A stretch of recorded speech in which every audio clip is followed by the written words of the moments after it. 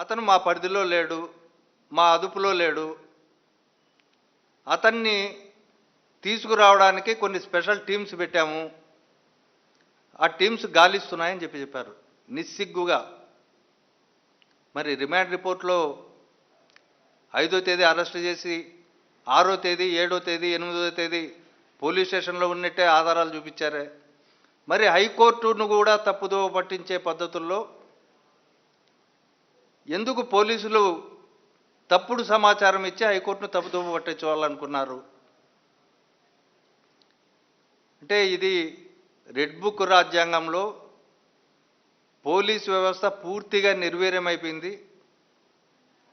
అధికారులు, రాజకీయ బాసులు ఏమి చెప్తే అది మేము చేస్తాం, మమ్మల్ని వాళ్ళు రక్షిస్తారనే దీంతో ఇవాళ ప్రయత్నాలు జరుగుతున్నాయి.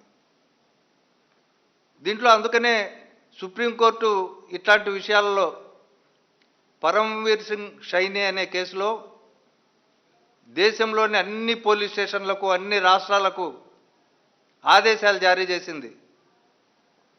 లాకప్ డెత్తుల విషయంలో అనుమానాస్పద స్థితిలో మృతి చెందిన సందర్భాలలో పోలీసులు వ్యవహరించాల్సిన తీరును గురించి, అదేవిధంగా సీసీటీవీల అమర్చడానికి గల ప్రాముఖ్యత గురించి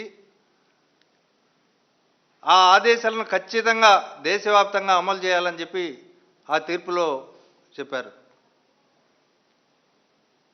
అది కూడా ఏది, ఒక్కొక్క సీసీటీవీ అత్యంత ఆధునికమైన పరికరాలతో ఆడియో, వీడియో, తర్వాత నైట్ టైమ్స్ కూడా ఏదో పవర్ కట్టు, మామూలు పోలీసు వాళ్ళు సీసీటీవీ ఫుటేజ్ ఏమంటే పవర్ కట్టు పోయిందనో, లేకపోతే ఇటీవల కాలంలో సోషల్ మీడియా కేసుల్లో కోతులు వైర్లు బెరికేసినాయనో, లేకపోతే కాకులు గద్దలు ధ్వంసం చేసిన సీసీటీవీలను అని చెప్పే నేపథ్యంలో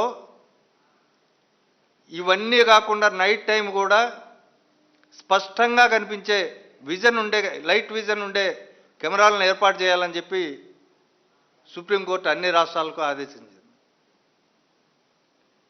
ఇక్కడ సీసీటీవీ ఫుటేజ్ విషయంలో అనేక అనుమానాలు ఉన్నాయి. పోలీస్ స్టేషన్లో ఒక సిఐ నాగరాజే తీసేశాడా సీసీటీవీ ఫుటేజ్ అంతా? దీనికంటూ ఒక వ్యవస్థ ఉంది, ఒక టెక్నికల్ టీం ఉంటుంది. ఏదైనా సీసీటీవీ ఫుటేజ్లోంచి తొలగించాలన్నా పై అధికారుల పర్మిషన్ తప్పనిసరిగా తీసుకోవాలా. అట్లాంటివి ఎక్కడే కానీ రిమాండ్ రిపోర్ట్లో పలాని ఇవి పొందుపరిచినామని చెప్పలే. తర్వాత ఈవెన్ అతన్ని అరెస్ట్ చేసినప్పుడు కూడా లాకప్ రిజిస్టర్ ఒకటి ఉంటుంది, రోజు డైలీ స్టేటస్ రిపోర్ట్ ఒకటి సమర్పిస్తారు పై అధికారులకి. ఆ డైలీ స్టేటస్ రిపోర్ట్లో లాకప్లో ఉంచిన వాళ్ళ వివరాలు కూడా ఉంటాయి, వాటికి సంబంధించిన రికార్డులు లేవు.